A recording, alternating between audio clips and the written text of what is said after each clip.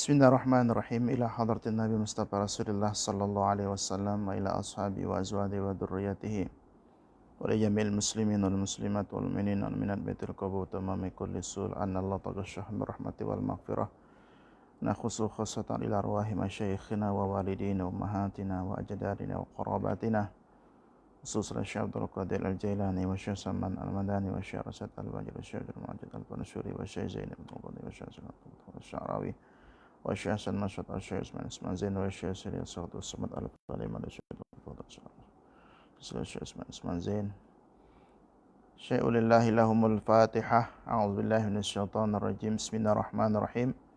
Alhamdulillahi rabbil alamin arrahmanir rahim maliki yaumiddin iyyaka na'budu wa iyyaka nasta'in ihdinas siratal mustaqim siratal ladzina an'amta 'alaihim ghairil maghdubi 'alaihim waladdallin amin. Bismillahirrahmanirrahim.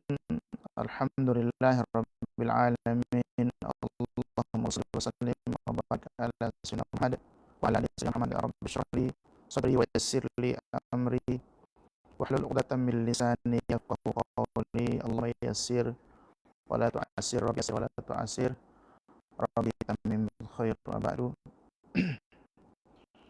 Bismillahirrahmanirrahim. Assalamualaikum warahmatullahi wabarakatuh. Alhamdulillah, puji dan syukur kehadirat Allah Subhanahu wa taala, berkat limpah kurnia, rahmat, hidayah dan inayah daripada Allah, dapatlah kita meneruskan perjuangan kita untuk kita terus menjadi hamba Allah di atas dunia dan terus mengisi waktu luang, masa pikir-pikir dengan meluangkan masa untuk kita sama-sama mencari ridha Allah dengan mengikuti kelas pengajian online bersama jamaah Surau An-Nur Bandar Putri Klang. Salawat dan salam kepada junjungan kita baginda Rasulullah sallallahu alaihi wasallam. Mudah-mudahan Allah Subhanahu wa taala menjadikan kita hamba-hamba Allah yang patut dan layak untuk dibanggakan oleh Rasulullah sallallahu alaihi wasallam, karena kita menjadi salah satu daripada Bismillahirrahmanirrahim. Wa ayyad da'wa lisyekhi muddata hayatihi wa yar'a dzurriyyatahu wa aqaribahu wa awuddahu ba'da wafatihi wa yata'ammada ziyarata qabrihi wal istighfara lahu was sadaqata anhu. Yaqulul Imam Abu Hanifah rahimahullahu taala, wa ma shallaitu salatan mundu mata Hammadun illa istaghfartu lahu ma'a walidati wa inni astaghfiru liman ta'allamtu minhu aw 'allamani ilman. Ini adalah adab seorang murid walaupun gurunya telah meninggal dunia. Kenapa kita perlu meraihkan, menjaga adab-adab seorang murid terhadap guru? Ini adalah untuk kita dapat memastikan bahwa kita mendapatkan limpahan keberkahan daripada Allah Subhanahu wa taala, kerana kita meraihkan dan menjaga, menyambung, tidak ada berkesudahan, secara berterusan kita menyambung walaupun untuk guru kita, kiai kita telah pun mendahului kita. Bahwa berdoa, sentiasa berdoa untuk tuan guru semasa hidupnya. Wa ayyad'a li syekhi muddat hayati. Di ketika masih hidup, kita doakan. Banyak contoh-contoh daripada para ulama tentang kebiasaan mereka beradab dengan tok guru mereka. wa yar'a dzurriyyatahu, dan memelihara dzurriyyatnya. Yang namanya kita memelihara ini diantaranya adalah kita tidak menyakiti mereka. Walaupun kita tidak, mohon maaf dengan bahasa, kita tidak memberikan santunan, tetapi kita menjaga jangan menggores hati dzurriyyat, keturunan, anak-anak, karib kerabat daripada tuan guru kita, tok guru kita. Tuan guru kita adik-beradik, ada adik-beradik, ada keluarga, ada istri, ada anak, ada cucu. Sebagai adab kita kepada tuan guru kita, kepada tok guru kita, kita kena menjaga mereka dengan tidak menyakiti mereka. Maka masyhur akhlak Imam Syafi'i rahimahullah ta'ala ketika mengaji, beliau sekejap-kejap tengah mengajar berdiri karena ada anak tuan guru beliau, anak tuan guru beliau yang melintas. Dan di antara juga ada para ulama ketika mengaji, mereka tidak untuk nak membelek kitab, membalik helaian kitab pun mereka jangan. Apalagi kita di hadapan tok guru, mohon maaf dengan istilah yang paling mudah itu, di kalangan santri biasanya berlaku itu mengantuk. Itu satu perkara yang tidak dapat dielak secara naluri, yang namanya mengantuk. Mengantuk ni tak datang sebelum kita buat kelas tu, sebelum kelas dia tak datang. Tapi bila bermula saja kelas, maka serangan-serangan iblis yang akan menyebabkan kita mengantuk, menyebabkan kita leka daripada ilmu, mula dah akan datang menghampiri. Yang tadinya ada sedikit mengantuk, tambah kita mengaji, tambah mengantuk. Coba berhenti kelas misalkan, wallahu alam, kata tok guru, dah macam tak hilang serta merta mengantuk. Itu sebagai contoh bahwa mengantuk yang datang ketika seseorang itu mengaji itu adalah daripada syaitan yang mengendalikan hawa nafsu sehingga menyebabkan semangat kita berkurang, fokus kita berkurang, sehinggalah kita tidak ambil berat. Ini salah satu adab yang tidak boleh, kalau bukan katakan tidak jangan didekati, tetapi itulah fakta dan realitinya. Terkadang kita tidak dapat mengelak. Cuma kita kena berusaha, inilah perjuangan. Maka tu guru kita sering memperumpamakan, kalau zaman Rasulullah SAW, para sahabat untuk mempertahankan agama, mereka mengangkat pedang, pergi berperang, berjihad, korban harta, jiwa dan raga. Dua kemungkinan, balik dengan membawa harta ghanimah ataupun balik tinggal nama. Bergantung kepada keikhlasan. Kalau ikhlas, mendapatkan syurga Firdaus, gugur di medan jihad fisabilillah. Jadi tidak ada cerita orang tengah-tengah mengaji itu tiba-tiba tertusuk walian, tertusuk tombak misalkan. Sebab kalau mengaji pen jatuh sebab mengantuk, ya. Kitab berconteng, ya. Macam buat peta di dalam kitab, peta dunia, conteng sana, conteng sini. Maka itu di antara adab-adab yang perlu dijunjung oleh para santri, walaupun oleh siapa saja yang berguru, yang mengaji, untuk mendapatkan keberkahan. Sebab sejauh mana kita menjunjung adab kita di saat kita mengaji, sejauh itulah keberkahan yang kita dapatkan. Keberkahan itu apa? Ziyadatul khair ataupun ziyadatun fil khair. Arti keberkahan itu adalah bertambahnya kebaikan.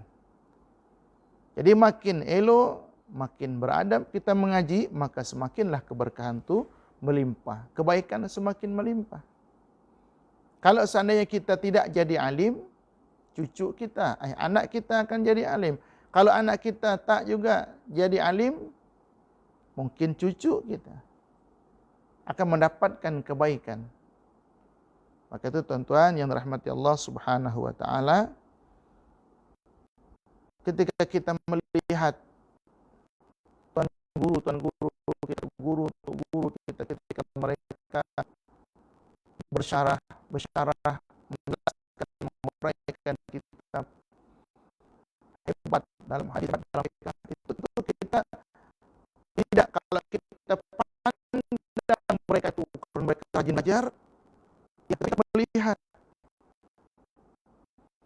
bukan hanya rajin tapi perjuangan mereka. Kalau boleh katakan, kalau 20 jam itu paling tidak 2/3, bahkan lebih daripada separuh, lebih daripada separuh hari waktu mereka gunakan untuk belajar. Bagaimana ketika Imam Syafi'i rahimahullah ta'ala, beliau mengajar daripada lepas subuh, yang kelas hadis, daripada lepas subuh sampai pukul sekian, nanti sambung kelas PK, sambung kelas tafsir, terus sampai zuhur sambung lagi. Macam tu mereka ketika mengajar. Maka tuan-tuan rahmati Allah Subhanahu wa taala, hendaknya perasaan ataupun semangat ketika kita mengaji dengan seorang tuan guru, itu kita kena menjunjung tinggi adab. Di antaranya tadi, kita beradab dengan mereka ketika mereka masih hidup, dengan mendoakan mereka, kemudian menjaga dan memelihara karib kerabat atau orang-orang yang dicintai oleh tuan guru kita. Wa ta'ammada ziyarata qabrihi, kalau beliau telah pun mendahului kita meninggal, maka sukalah menziarahi kuburnya, datang menziarahi. Atau mungkin di antara yang perlu mungkin kita perhatikan, kita dengar tuh guru kita berguru dengan Syekh Fulan bin Fulan. Karena guru kita menjadi seorang alim atas tarbiyah, atas didikan gurunya, tak salah ya kalau kita menyambung juga untuk kita mendoakan, kalau boleh kita menziarahi ke kuburnya, kepada gurunya guru kita, Syekhina misalkan. Hadiahkan Fatihah, hadiahkan amal ibadah.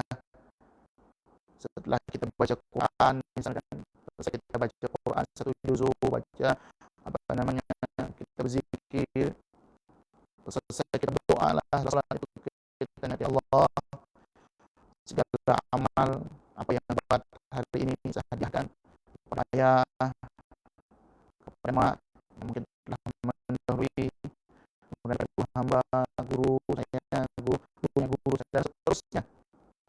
Kita lihatkan, insyaallah pahala akan disampaikan kepada mereka, satu kebahagiaan yang mereka dapatkan daripada Allah Subhanahu wa taala di alam sana, dan tentu mereka akan bersyukur, akan mendoakan kita daripada alam sana untuk keberkahan kita. Apakah kita yang berdoa ada pahala yang kita buat sedikit pun tidak dikurangkan. Semakin banyak kita hadiahkan, sama sekali kita tidak akan kehilangan, kita tidak akan berkurang. Itulah contoh daripada amal. Maka tuan-tuan yang dirahmati Allah Subhanahu wa taala, banyak kitab isyarah dikarang oleh para ulama tentang ihda'us samawat, menghadiahkan pahala kepada guru, kepada orang-orang yang telah mendahului kita. Bagaimana tidak sedikit mengulas tentang hadis di dalam Sahih Muslim. Di dalam Sahih Muslim ada satu riwayat hadis dari Sayyidina Ammar bin As radhiyallahu ta'ala anhu. Beliau berwasiat, berpesan kepada kawan-kawan beliau, karib kerabat beliau, ketika beliau masih hidup, sakit tenat. Kata beliau dalam Sahih Muslim, selepas kamu menguburkan, mengebumikan jasadku, janganlah kalian cepat-cepat meninggalkan aku. Janganlah kalian terburu-buru untuk balik. Duduk, berdiamlah sejenak, berdiam di kubur. Itulah kalau kita nak ngobrol, nak bersembang, yang tak tentu arah di kubur setelah kita menguburkan orang mati, tentulah ada yang kita baca, seumpama tahlil lah. Tahlil, berdoa. Jadi kata Sina Amr bin As, ya sekitar kira-kira kamu sembelih seekor unta. Kita sembelih seekor unta beberapa masa. Mungkin kalau unta dia bukan kita seperti nak menembangkan lembu. Unta disembelih sambil berdiri, tikam daripada penyesat. Sudah tumbang unta, kita tunggu dia mati, kemudian dilapah, kemudian dipotong-potong, dagingnya, tulangnya diagih-agihkan. Agak-agak tu masa sebanyak, paling tidak kata bila secukup dengan masa itulah, daripada potong unta, melapahnya, kemudian memotong dagingnya, mengagih-agihkan dagingnya. Nah, selama itulah kurang lebihnya untuk masa kalian duduk sejenak di kubur. Jangan ditinggalkan cepat-cepat, supaya kata beliau, saya boleh buat persiapan untuk menyambut kedatangan utusan Tuhanku. Siapa? Malaikat Munkar Nakir yang akan menanya beliau. Ini sahabat berpesan seperti itu. Maka itu diantaranya disebutkan dalam Riyadhus Shalihin oleh Imam An-Nawawi, disebutkan menukil perkataan Imam Syafi'i rahimahullah ta'ala. Imam Nawawi mengatakan, maka sebab itulah disunnahkan membacakan talqin. Talqin yang masyhur di kalangan Ahlussunnah wal Jamaah yang kita buat selama ini. Dikata Imam Nawawi dalam Riyadhus Shalihin, tidak merujuk kepada kitab Riyadhus Shalihin, ada uraian di situ. Disunnahkan membacakan talqin. Kemudian beliau menukil perkataan Imam Asy-Syafi'i rahimahullah ta'ala yang beliau mengatakan, kalau seandainya membacakan Quran juga lebih bagus, khatamkan Quran lebih bagus. Jadi apa amalan yang kita buat, yang kita baca bacaan di kubur, yang kawan-kawan kita, sahabat-sahabat kita daripada nak katakan bumi sebelah ke, ataupun kawan daripada kubur sebelah ke, itu mereka katakan itu tidak. Dalam perkara ini, walau bagaimanapun ada khilaf di kalangan para ulama, tapi hadisnya sahih Muslim, hadisnya sahih. Nah, jadi maknanya di sini itu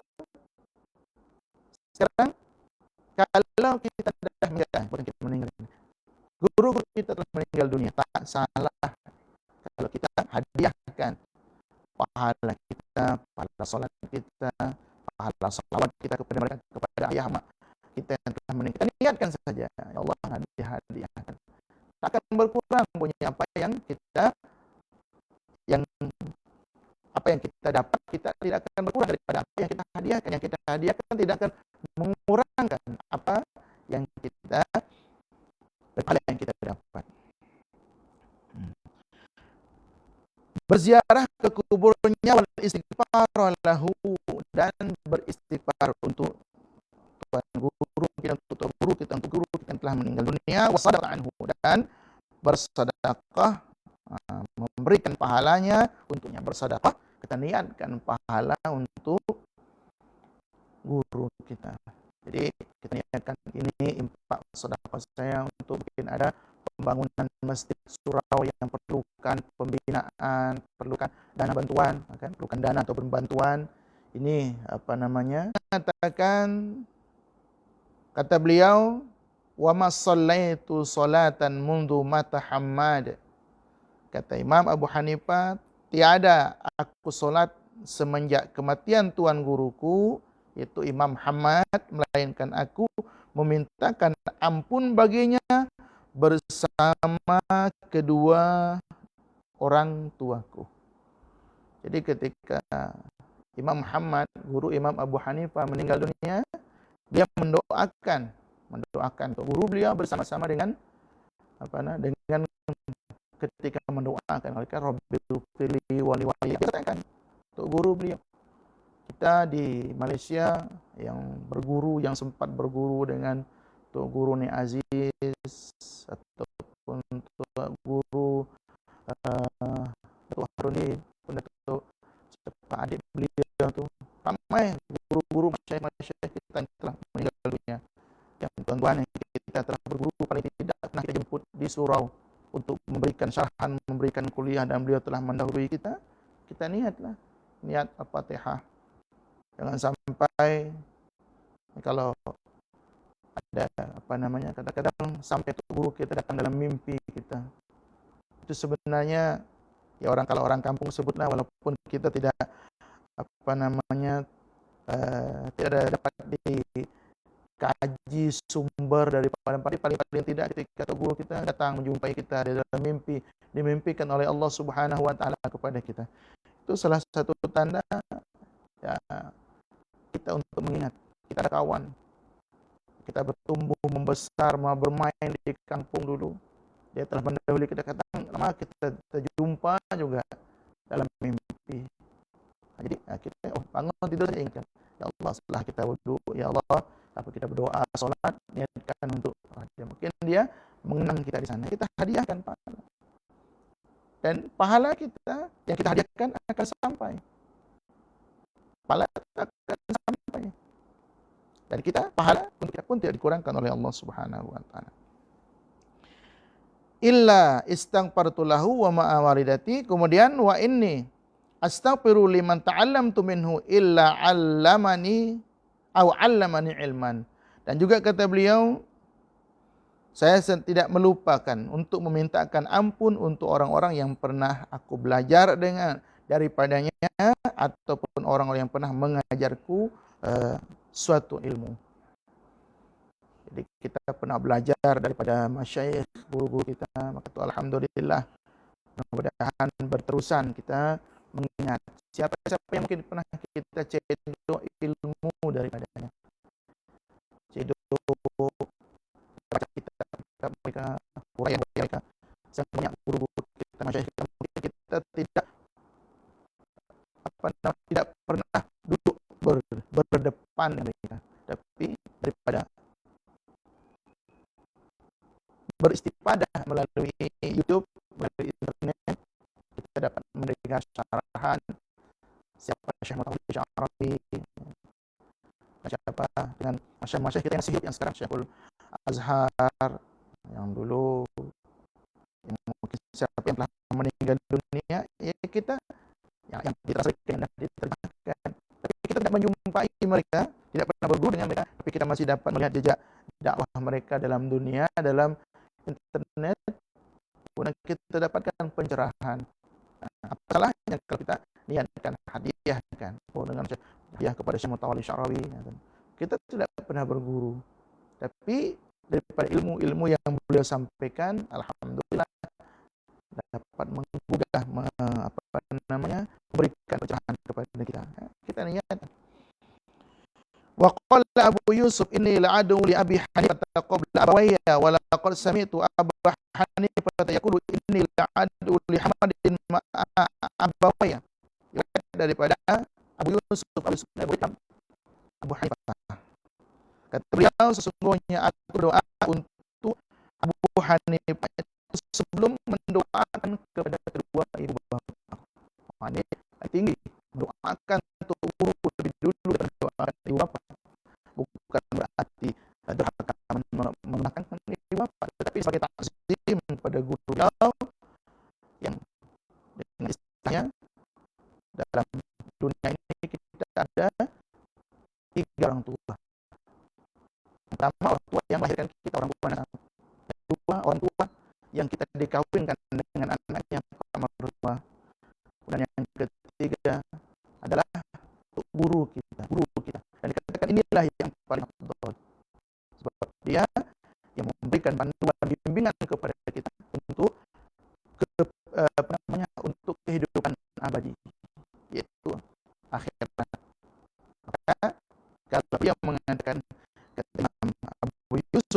mendoakan Abu Hanifah, Imam Abu Hanifah itu lebih dulu daripada mendoakan ibu bapa, itu tidak salah. Wa Imam Ahmad ma bitu mundu 30 sanatan illa wa an ad'u lisyafi'i wa astaghfir lahu. Kata Imam Ahmad bin Hanbal, pengasas mazhab Hambali, kata beliau, tiada satu malam yang aku tertidur mundu 30 sanah, semenjak daripada 30 tahun, illa wa ana ad'u lisyafi'i, melainkan aku mendoakan kepada Imam Syafi'i, mendoakan bagi Imam Syafi'i dan memintakan ampun bagi beliau. Jadi ini adab-adab yang seperti ini, subhanallah. Imam Ahmad memuji Imam Syafi'i pun memuji anak muridnya Imam Ahmad bin Hanbal. Ini satu perkara yang tidak asing bagi kita para ulama, saling memuji, saling murid dan guru. Bahkan Imam Syafi'i bertabaruk, ditulis di dalam kitab Allahumma shalli ala Muhammad oleh Syekh Daud Al-Fatani, di dalam kitab Jawi tersebut, yang beliau menuliskan ketika beliau menguraikan masalah tauhid tentang kalamullah itu di khalqil Quran, tentang fitnah Imam Ahmad, tentang beliau dipaksa untuk menerima bahwa kalamullah itu adalah makhluk. Imam Ahmad tetap bertahan kalamullah itu qadim, bukan makhluk. Sebab kalau makhluk berarti Allah pernah tidak berkata-kata. Jadi beliau bertahan. Sebab akidah Mu'tazilah memaksa Imam Ahmad untuk beliau mengatakan Quran itu adalah makhluk. Beliau tidak mau. Jadi Imam Syafi'i mendengar berita tersebut, katakan beliau mengutus putusan untuk menyampaikan salam kepada Imam Ahmad. Salam yang disampaikan itu adalah salam daripada baginda Rasulullah SAW. Sampaikan salam kepada Ahmad bahwa dia bersabar. Kemudian Imam Syafi'i memberikan baju yang elok untuk diserahkan kepada Imam Ahmad. Kemudian baju yang dipakai di dalam penjara yang Imam dipenjarakan itu diambil, tukar dengan baju yang baru yang Imam Syafi'i bagi. Kemudian baju tersebut ya, dibasuh, ada yang sakit beliau bagi minum. Ini tabarruk masyhur. Jadi hal-hal perkara seperti ini tidak gulu, tidak syirik. Yang menyembuhkan itu hanya Allah Subhanahu wa taala. Karena beliau tahu siapa Imam Ahmad. Yang Imam Syafi'i katakan apa? Tidak aku tinggalkan Baghdad, melainkan di situ tidak ada seorang pun yang lebih alim daripada Ahmad bin Hanbal. Beliau memuji guru beliau, dan Imam Ahmad pun Imam Syafi'i memuji Imam Ahmad murid dia, Imam Ahmad pun memuji, menyanjung untuk guru Imam Syafi'i rahimahullah taala. Yang terakhir, doa. Kalau kita mendoakan kepada untuk guru kita, Allahumma ighfir li masyayikhina wa liman 'allamana warhamhum wa akrim makanatahum wa matahum ya arhamar rahimin. Jadi Allah, ampunkanlah dosa-dosa guru-guru kami, syekh-syekh kami, dan dosa orang-orang yang telah mengajarkan kami, dan rahmati mereka, dan muliakan kedudukan mereka dan tempat kembali mereka, surga ditinggikan ke derajat yang lebih tinggi. Wahai Zat Allah Subhanahu wa taala yang maha, yang sekasih-kasih dan sepenyayang, yang paling penyayang. Itu tuan-tuan rahimakumullah, adab-adab yang seperti ini perlu kita meminjam bahasa itu, kita bumikan dengan bahasa itu. Sebab kita pernah terkejut dengan satu viral, seorang remaja ataupun ya yang dah selesai belajar, ditulis di di baju tulisan dia geram dengan guru dia, itu fuck you. Itu satu perkara yang ya Allah. Maka itu teman rahimakumullah. Bagaimana kita dapat berkah sang guru kalau setelah ketika kita mengaji dalam menyakiti hati guru, setelah selesai kita belajar, kita sesat-sesatkan, kita salahkan guru, apalagi sampai menyumpah macam itu. Saat kita tidak menghiraukan, tak mendoakan pun dah dikira itu sebagai sesuatu yang kurang adab, apalagi kita memaki mereka.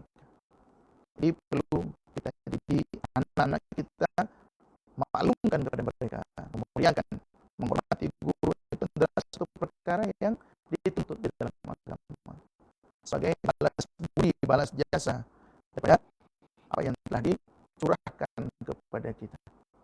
Kadang-kadang perbuatan yang mereka buat itu menyebabkan tubuh kita jadi risau, macam manalah anak murid aku, macam manalah dia, kesian dia. Tiba-tiba kita tak pernah pikir-pikir pun. Jadi itu satu perkara yang yang tidak elok. Jadi, mudah-mudahan sedikit daripada huraian daripada kuliah online kita pada pagi hari ini memberikan sedikit pencerahan kepada kita untuk kita beradab kepada guru-guru kita, ataupun kepada guru yang kita tidak berguru secara langsung. Ada istilahnya kakek guru atau guru berarti murid, guru pada guru kita. Nanti mungkin ada moyang guru dan seterusnya. Ya, kepada mereka-mereka yang sanad silsilahnya yang tersambung kepada kita, yang kita mencari ilmu daripada mereka, kita niatkan kepada mereka masyayikh kita yang telah mendahului kita, itu adalah dengan kita lihat Al-Fatihah. A'udzubillahi minasyaitonirrajim. Bismillahirrahmanirrahim. Alhamdulillahirabbil alamin. Ar-Rahmanir-Rahim. Maliki yaumiddin. Iyyaka na'budu wa iyyaka nasta'in. Ihdinas siratal mustaqim. Siratal ladzina an'amta 'alaihim ghairil maghdubi 'alaihim waladdallin. Amin. Bismillahirrahmanirrahim. Alhamdulillahirabbil alamin. Allahumma shalli wa sallim wa barik ala sayyidina Muhammad wa ala ali sayyidina Muhammad. Allahumma fa'alna bi'allamtana wa 'allimna ma yanfa'una wa zidna ilma wa rizqna bi rahmatika ya Allah ya arhamar rahimin. Allahumma faqihna fid din wa 'allimna ta'wil wa hdina ila sawa'is sabil. Rabbana taqabbal minna innaka antas samiul 'alim wa tub 'alaina ya maulana innaka antat tawwabur rahim. Rabbana atina fid dunya hasanah wa qina adzabannar wa qina adzabannar.